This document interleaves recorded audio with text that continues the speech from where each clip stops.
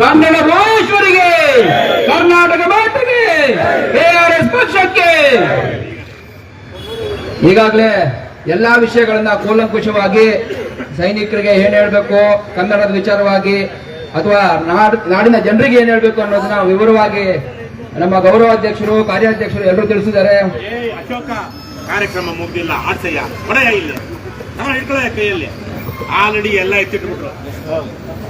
ಎಲ್ಲರೂ ನಮ್ಮ ಹೆಮ್ಮೆಯ ಕನ್ನಡ ಧ್ವಜವನ್ನ ಕೈಯಲ್ಲಿ ಇಟ್ಕೊಂಡು ವೇವ್ ಮಾಡಬೇಕು, ಹಾರಿಸ್ಬೇಕು ದಯವಿಟ್ಟು. ಆವಾಗ ನಮ್ಮ ಇದೇನಿದೆ ಅದನ್ನು ಹಾರಿಸಿ, ಶಾಲು ಹಾರಿಸಿ. ಕರ್ನಾಟಕ ಮಾತಿಗೆ. ಈಗ ನಾನೊಂದು 2 ಮಾತು ಹೇಳ್ಬಿಟ್ಟು ನನ್ನ ಅಧ್ಯಕ್ಷೀಯ ಭಾಷಣ ಮುಗಿಸ್ತೀನಿ. ಯಾಕಂದ್ರೆ ಹೇಳಿದ್ದೀನಿ, ಮತ್ತೆ ಮತ್ತೆ ಹೇಳುವ ಅಗತ್ಯ ಇಲ್ಲ. ನಾವು ಕನ್ನಡಿಗರು, ಕರ್ನಾಟಕದ ಜನ, ನಾನಿವತ್ತು ಒಂದು ಸ್ಟೇಟ್ಮೆಂಟ್ ಮಾಡ್ತೀನಿ. ನಾವೇನಾಗಿದ್ದೀವಿ ಅಂದ್ರೆ, ನಾವು ಅನಾಥಾಶ್ರಮದಲ್ಲಿದ್ದೀವಿ. ಯಾಕೆ ಅಂತ ನೀವು ಕೇಳ್ಬೋದು. ನಾವು ಕೇಳೋ ಅಗತ್ಯ ಇಲ್ಲ, ನಾವು ಅನುಭವಿಸ್ತಾ ಇರೋದು ನೋಡಿದ್ರೆ ನಮ್ಗೆ ಗೊತ್ತಾಗುತ್ತೆ. ಮಗುನ ತಂದೆ ತಾಯಿ ಚೆನ್ನಾಗಿ ನೋಡ್ಕೋತಾರ, ಅನಾಥಾಶ್ರಮದವ್ರು ಚೆನ್ನಾಗಿ ನೋಡ್ಕೋತಾರ? ತಂದೆ ತಾಯಿ ಚೆನ್ನಾಗಿ ನೋಡ್ಕೋತಾರಲ್ವಾ? ನಾವು ಹುಟ್ಟಿದ ಮಗುನ ನಾವು ಅನಾಥಾಶ್ರಮ ಕಳಿಸ್ತೀವ ಇಲ್ವಲ್ಲ? ಹಾಗಾದ್ರೆ ಕರ್ನಾಟಕದಲ್ಲಿ ಸಾರ್ಗ ಕೊಂದ ಸಾವಿರ ಮಾಲಮ್ ನೀನು ಮುಂದೆ ಬೇರೆ ರಾಜ್ಯಭಾರ ಯಾಕೆ ಮಾಡ್ತಿದ್ದಾರೆ? ಉತ್ತರ ಭಾರತದವರು ರಾಜ್ಯಭಾರ ಯಾಕೆ ಮಾಡ್ತಿದ್ದಾರೆ? ನಾವು ಎಲ್ಲಿದ್ದೀವಿ? ಉತ್ತರ ಭಾರತದವರು ರಾಜ್ಯಭಾರ ಮಾಡ್ತಾ ಇದ್ದಾರೆ ಅಂದ್ರೆ ನಾವು ಅನಾಥಾಶ್ರಮದಲ್ಲಿ ಇದೀವ ಇಲ್ವಾ? ಅವ್ರು ನಮ್ಮನ್ನು ಚೆನ್ನಾಗಿ ನೋಡ್ಕೊಳಕ್ ಆಗುತ್ತಾ? ಅವ್ರಿಗೆ ನಮ್ಮ ಬಗ್ಗೆ ಕಾಳಜಿ ಇರುತ್ತಾ? ಅವ್ರಿಗೆ ಯಾರ ಬಗ್ಗೆ ಕಾಳಜಿ ಇರುತ್ತೆ ಅಲ್ವಾ? ಸೊ ನಾವು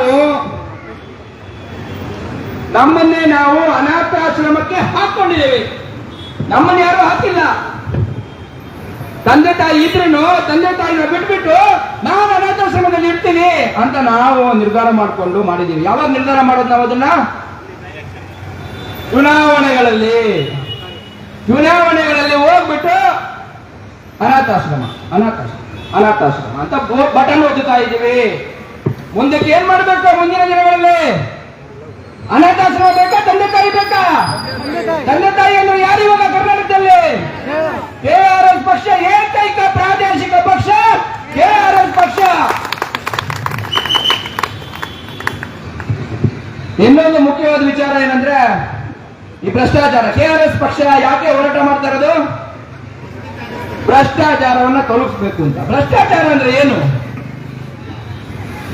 ಲಂಚ ಭ್ರಷ್ಟಾಚಾರದ ಒಂದು ಭಾಗ.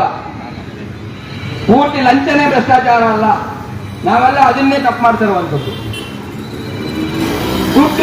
ದುಡ್ಡು ಎಲ್ಲ ಓಡಾಡ್ತು ಅದನ್ನ ಭ್ರಷ್ಟಾಚಾರ ಅಂತ ತಿಳ್ಕೊಂಡ್ಬಿಟ್ಟಿದ್ದೀವಿ. ಭ್ರಷ್ಟಾಚಾರ ಅಂದ್ರೆ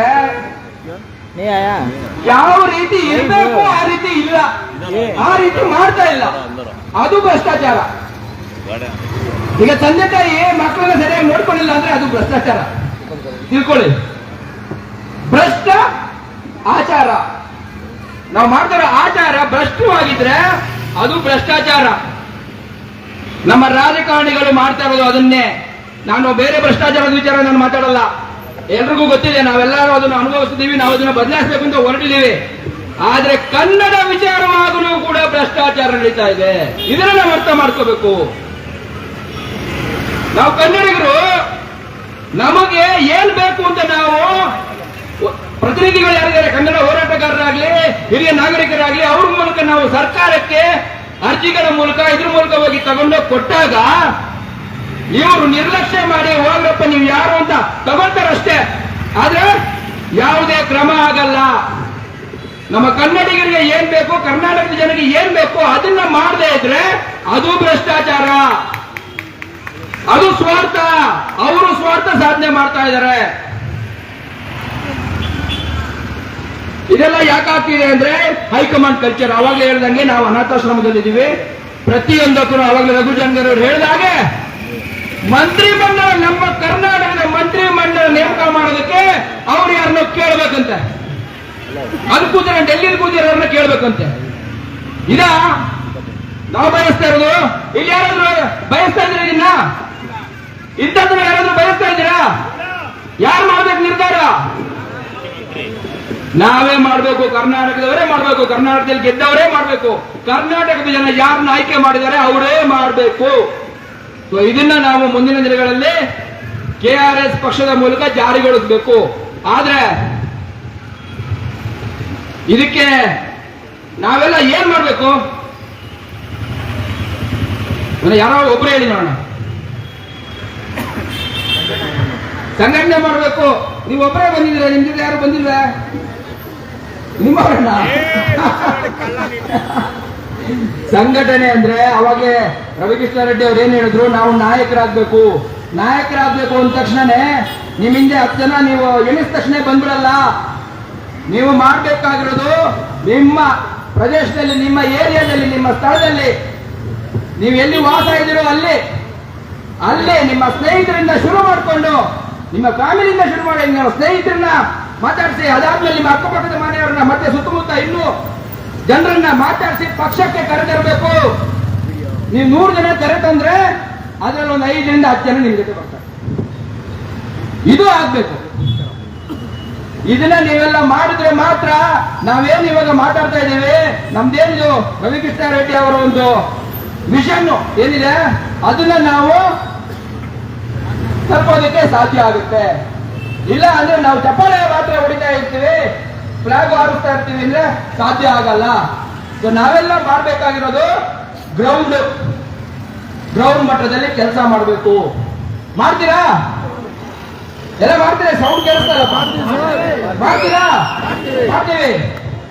ಇನ್ನೊಂದು ಕೊನೆಯದಾಗಿ ಇನ್ನೊಂದು ಅಂಶ ಹೇಳ್ತೀನಿ ನಾನು. ಮೊನ್ನೆ ಯಾರೋ ಒಬ್ರು ಎಲ್ಲೋ ಹೋಟ್ಲಲ್ಲಿ ಸಿಕ್ಕಿದಾಗ ಅವ್ರಿಗೆ ಒಂದು ವಿಚಾರ ಹೇಳಿದೆ ನಾನು. ಏನಂದ್ರೆ, ಇವಾಗ ಯಾರು ನಾಯಕರು ಇದ್ದಾರೆ ಅವ್ರಿಗೊಂದು ಪ್ರಶ್ನೆ ಕೇಳಿದೆ. ಅವರು ನಮ್ಮನ್ನೇ ಕೇಳ್ತಾ ಇದ್ರು ಪ್ರಶ್ನೆ, ನಾನು ಅವ್ರಿಗೆ ಪ್ರಶ್ನೆ ಕೇಳಿದೆ. ಇವಾಗ ಯಾರು ನಾಯಕರಿದ್ದಾರೆ, ಈಗ ಆಡಳಿತ ಮಾಡ್ತಾ ಇರೋರು, MLA MP ಗಳಾಗಿರೋರು, ಸರ್ಕಾರದಲ್ಲಿರುವಂತವರು, ನೀವು ಇವ್ರನ್ನೇ ಮುಂದಿನ ಪೀಳಿಗೆ, ನಿಮ್ಮ ಮಕ್ಕಳಿಗೆ ಇದೇ ನಾಯಕರನ್ನ ಕಳಿಸ್ಕೊಡ್ತೀರಾ ಅಂತ ಕೇಳಿದ್ರು. ಇದೇ ನಾಯಕರನ್ನೇ ನೀವು ಮುಂದಿನ ಪೀಳಿಗೆಗೆ ಬೈತಾ ಇರ್ತೀವಿ. ನಾವು ಇವತ್ತು ಬೈತಾ ಇರ್ತೀವಿ ತಾನೆ ನಾಯಕರುಗಳಿಗೆ, ಅವ್ನು ಭ್ರಷ್ಟ, ಇವನು ಮಾಡ್ಕೊಟ್ಟಿಲ್ಲ, ಅವ್ನು ಮಾಡ್ಕೊಟ್ಟಿಲ್ಲ, ವ್ಯವಸ್ಥೆ ಸರಿ ಇಲ್ಲ, ಇವ್ರು ಸರಿ ಇಲ್ಲ, ಅವ್ರು ಸರಿ ಇಲ್ಲ ಅಂತ. ಅವ್ರನ್ನೇ ನಾವು ಮುಂದಿನ ಪೀಳಿಗೆಗೆ ಕೊಡ್ತೀವ? ಅವ್ರನ್ನ ನೋಡ್ತಾ ಹಿಂಗೆ ದಂಗಾಗ್ಬಿಟ್ರು. ಹೌದಲ್ವಾ? ನಮ್ಮ ಮಕ್ಕಳಿಗೆ ನಾವು ಇಂಥವ್ರು ನಾವೇ ಬೈತಾ ಇರೋ, ನಾವು ಇಂಥವ್ರನ್ನೇ ಮುಂದಿನ ಪೀಳಿಗೆಗೆ ನಾವು ಕೊಟ್ಬಿಟ್ರೆ ಹೆಂಗಿರುತ್ತೆ ಅನ್ನೋವಂಥದ್ದು ಬಂತು. ಇದನ್ನೇ ನಾವು ಗುಡಿಯಾಗಿ ಇಟ್ಕೋಬೇಕು. ಮುಂದಿನ ಪೀಳಿಗೆಗೆ ಇಂಥ ನಾಯಕರು ಇರಬಾರ್ದು. ಯಾರಿರ್ಬೇಕು? ಒಳ್ಳೆಯ ನಾಯಕರು ಇರಬೇಕು, ಪ್ರಾಮಾಣಿಕ ನಾಯಕರು ಇರಬೇಕು. ಇದರ ದಿಕ್ಕಿನಲ್ಲಿ ನಾವು ಕೆಲಸ ಮಾಡಬೇಕು ಅಂತ ಹೇಳ್ತಾ ನಾನು 2 ಮಾತು ಮುಗಿಸ್ತೀನಿ. ಎಲ್ರಿಗೂ ಕನ್ನಡ ರಾಜ್ಯೋತ್ಸವ ಶುಭಾಶಯಗಳು. ಆಮೇಲೆ ಇವತ್ತಿಂದ ನಾವು ನಮ್ಮ ಗೋಷ್ಠಿಯಲ್ಲಿ ಲಾಸ್ಟ್ ಟೈಮ್ ಕಳೆದ ಹೇಳಿದ್ದೆ, ಇಲ್ಲಿ ಬರೆದಿದೆ, ಇನ್ನೊಂದು ಗೋಷ್ಠಿನ ಸೇರಿಸ್ಕೋಬೇಕು. ನಾನು ಗೋಷ್ಠಿ ಹೇಳ್ತಾ ಹೋಗ್ತೀನಿ, ದಯವಿಟ್ಟು ರಿಪೀಟ್ ಮಾಡಿ. ಕರ್ನಾಟಕ ರಾಷ್ಟ್ರಪತಿ ಪಕ್ಷಕ್ಕೆ, ಭ್ರಷ್ಟರೇ, ನಾಡ ಪ್ರೇಮಿಗಳೇ,